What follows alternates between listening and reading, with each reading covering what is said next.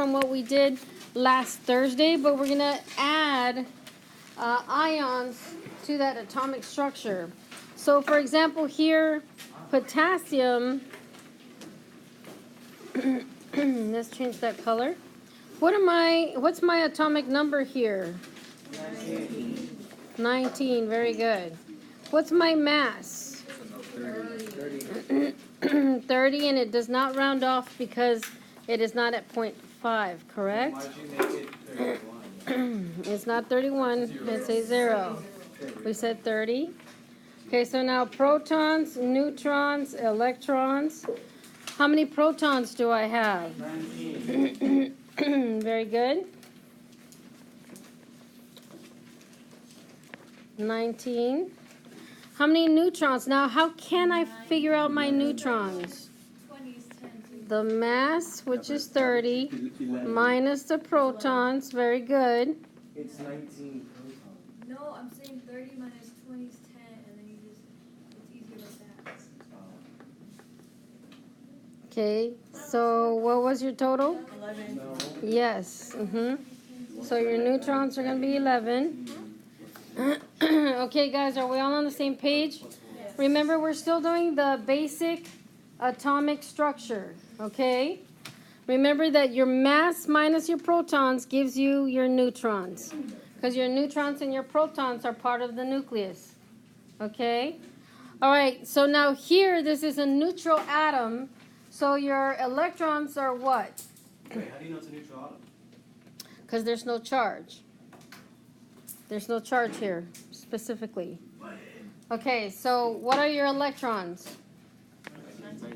19, very good. Now, an ion is an element with a charge.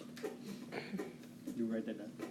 Yes, an ion is an element with a charge, and we're going to deal with those a little later on in a different chapter.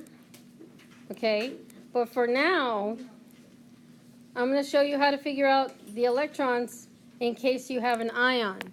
So let's say potassium has a +1.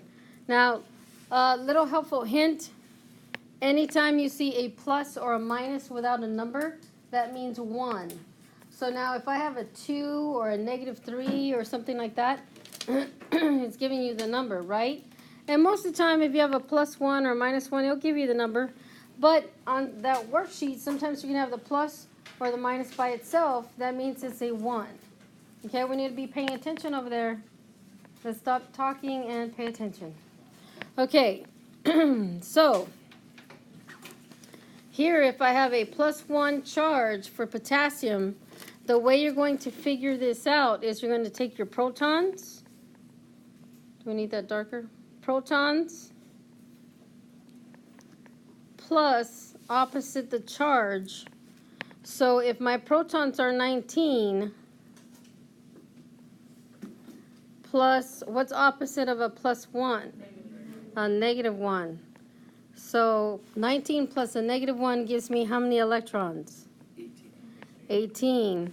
So 18 is your new number for electrons. How do you know Okay. what the charge is?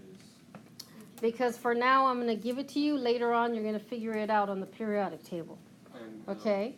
Is there like a specific way they're grouped? No, I'm going to show you how. I'm going to give you the charges later. Right now, I'm going to give them to you.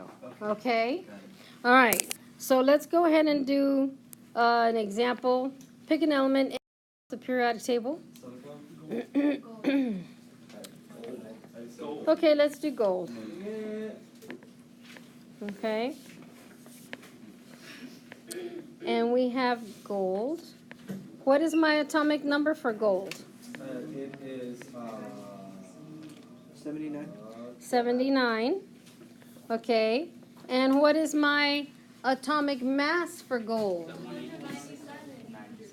Yep, we're going to round that off to 197. Okay. Now, for gold, one of them is going to be a neutral atom, and the other one's going to be a +1.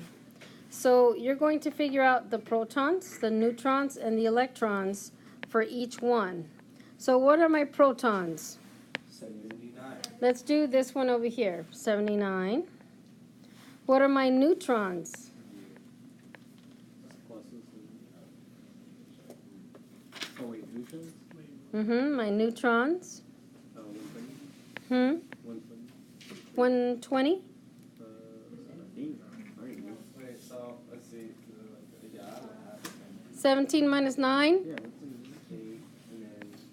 8 minus 7? is 1, so it's 118. Okay. Figure this out. Remember, your mass minus your protons gives you We neutrons. did this. Okay. How many electrons do I have in this neutral atom? 79. 79. So now let's go to the charged atom. So you Okay, how many protons do you have? have 79, right? Okay, is that too light? Yep, that's too light. It's good. Let's think of the people in the back of the room. Okay, and then my neutrons are 118. 118. Now, are my electrons going to change? Yes. Yes. So remember, you're going to take your protons plus opposite the charge, -1. which is -1. So how many electrons do I have? 78. Now you see here how your electrons only change if you have a charged atom. Okay? That's the only thing that's going to change. Did anything else change? No. Okay. Do we have a question?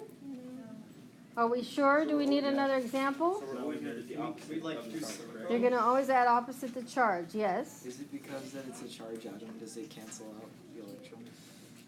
Well, remember that a neutral atom, you're going to have the equal amounts of protons and electrons. Okay, and you can't have a different number of electrons and you can't have a different number of neutrons. Now, neutrons we're going to do tomorrow, and those are the isotopes. But the electrons, we're going to also show you how electrons can jump from orbital to orbital. That's going to be with electron configurations, and that's going to be next week. So that's the lab where we're going to actually burn through some metal fluids. Okay? Was there another question over there? We sure? Okay, do we need another example? I think we're good. Okay, all right, what's the number that you have on top? And the number you have on bottom? 3. Okay, and this one does have a charge, right? Yes. Okay, this is called a nuclear symbol. So what this means is that instead of looking at your periodic table, you're going to look at the top number is giving you your atomic mass, and the bottom number is giving you your atomic number. And that's what they want you to use for that specific problem. We see that? Yes? This is called a nuclear symbol. And we're going to work with those later on as well. So if it's a charge +4, basically what we do is -4 from the electrons. From the protons. Yes. Mm-hmm. And then I'll equal the electrons. Mm-hmm. Yes. So like for arsenic, would we add those 3 to the electrons? And since it's like... Not to the electrons, to the protons. Whatever your proton number is, you're going to add a +3, because that's a negative. Mm-hmm. And that's it. That's going to be your new number for your electrons. Electrons. Okay? Yeah, so so it flips. Mm-hmm. Okay, anything else? Are we sure? So, if it doesn't have a charge, it doesn't have a It's a neutral atom, right. Okay? Be good? Okay.